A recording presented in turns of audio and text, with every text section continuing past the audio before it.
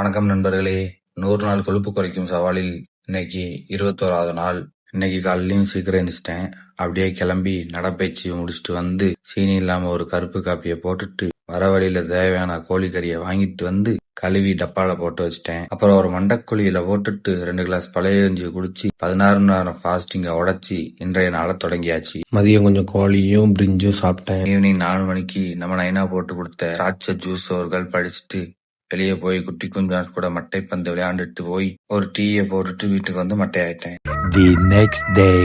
காலையில 3:30 மணிக்கெல்லாம் எந்திரிச்சு சந்தைக்கு போய் காய்கறி வாங்கிட்டு வந்து ஒரு வடையும் டீயும் போட்டுட்டு குதிரை பந்தயத்துக்கு கிளம்பிட்டேன். அங்க போய் நம்ம 2 அண்ணனும் ஜெயிக்கிறத பார்த்துட்டு வீட்டுக்கு வந்து ஒரு மண்டக்குழியில போட்டுட்டு பொடி வச்சு 2 தோசை சாப்பிட்டேன். அப்புறம் மதியம் கொஞ்சம் கோழியும் தேசாதமும் சாப்பிட்டு குட்டி உறக்கத்தை போட்டேன்.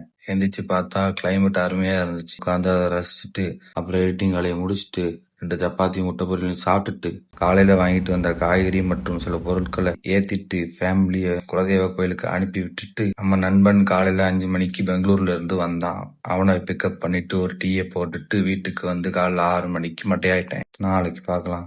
கன்சிஸ்டண்டா இருங்க.